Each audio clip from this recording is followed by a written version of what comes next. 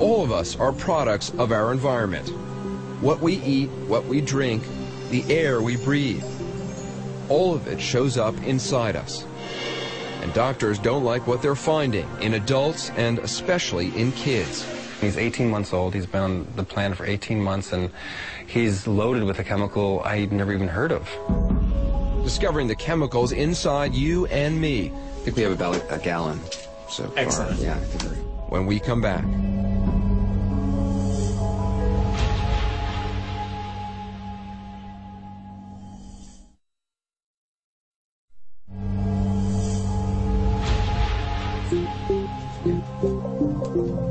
I don't like going to the doctor, so this is no fun. Not a big fan of needles. I'm here for what's called a body burden test. It's not the most pleasant of procedures. It'll take 120 cc's of blood, almost a pint, for scientists to look at traces of 250 industrial chemicals in my body. Let me just ask you, Sure. Have you ever had anyone pass out from giving so much blood? I haven't had anyone pass out. I've had people get nauseated a little bit. Well, let's get you some orange juice just so that you can fuel up after some sugar. Public health experts are only beginning to understand what harm, if any, low-level chemical exposure can cause. Dr. Leo Trasande worries most about children.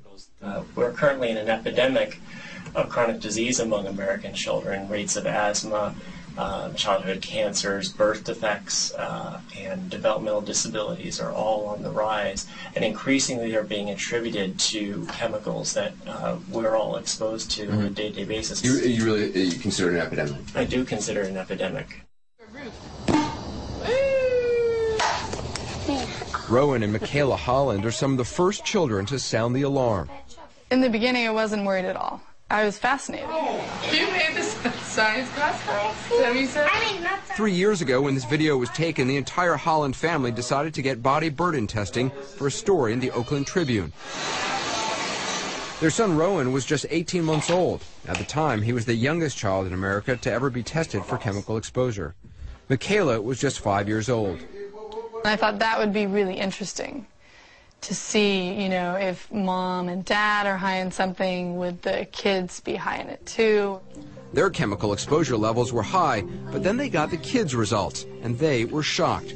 Rowan and Michaela's levels of chemical exposure were 2, 3, and 4 times that of their parents. For phthalates, also called plasticizers, found in plastic bottles, personal care products, and medical devices. For PCBs, they were used in electrical insulators in refrigerators and microwave ovens and banned in the late 1970s.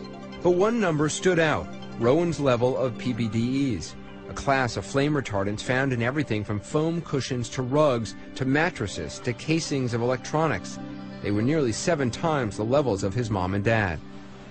He has 2 to 3, or at the time of testing, had 2 to 3 times the level of flame retardant in his body that's been found to cause thyroid dysfunction in lab rats. PBDEs are neurotoxins. They throw off normal brain function in lab animals. So could they be doing the same to children or adults? The answer is we don't know. The federal government had never even received any studies looking at the effects of this chemical on human health because the federal government does not require chemical manufacturers to submit this type of data before bringing the chemical to market. You heard right. The Environmental Protection Agency, which is responsible for chemical regulation, doesn't require manufacturers to test for the effects of new chemicals on human health before getting approved. What's more, the approval process can take as little as 90 days. Compare that to the years it can take for pharmaceutical companies to get new drugs approved. The EPA declined to do an interview with us, but told us in an email, quote, if during the new chemical review process, EPA determines that it may have concerns regarding risk or exposure, the EPA has the authority to require additional testing. But of the 1,500 new chemicals submitted each year, their records show that only happens 10% of the time. Back at New York's Mount Sinai Medical Center, it's taken 2 months, but I'm finally about to learn the results of my body burden test from Dr. Leo Trasande. So, how are the results?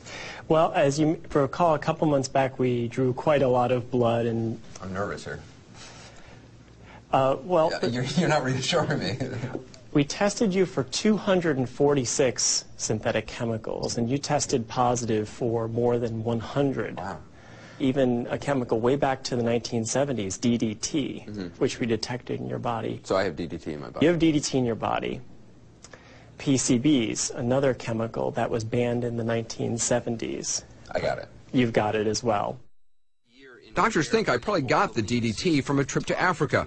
Some countries there still use it to kill mosquitoes. As far as the PCBs, it has something to do with where I grew up, New York City. Growing up on the street, eating fish, those fish probably came from the Hudson River. Right. Back in the 1970s, there was a major dump of PCBs into the Hudson River. The PCBs were eaten up by fish. Which were then, of course, eaten by me. Next, my results for monobutyl phthalates, the stuff found in cosmetics, like the makeup I put on before going in front of the cameras. I tested above the 95th percentile. So what does that mean? The alarming one is the potential for infertility. We asked Jack Gerard, the president of the American Chemistry Council, if phthalates could cause infertility. There's no risk to the human health. Just because we find chemicals in the body doesn't mean that it causes disease. But some scientists disagree, and they point to this. These flies may look like comets, but they're actually sperm. The sperm on the right was exposed to higher levels of phthalates. It has a longer comet-like tail, which indicates more general DNA damage. I suspect that the reason that you've got a very high level of phthalate is you probably put a lot of makeup on a lot of the time. So this is a potential lawsuit against CNN right here. I mean, you can't say for certain what the effects are of these chemicals in somebody's system. What little we know is just the tip of the iceberg. And unfortunately, I think that is enough to begin to act and proactively intercede and prevent chemical exposure. Are the chemicals running through my bloodstream, through your bloodstream, dangerous? The bottom line seems to be no one really knows. The question is that good enough?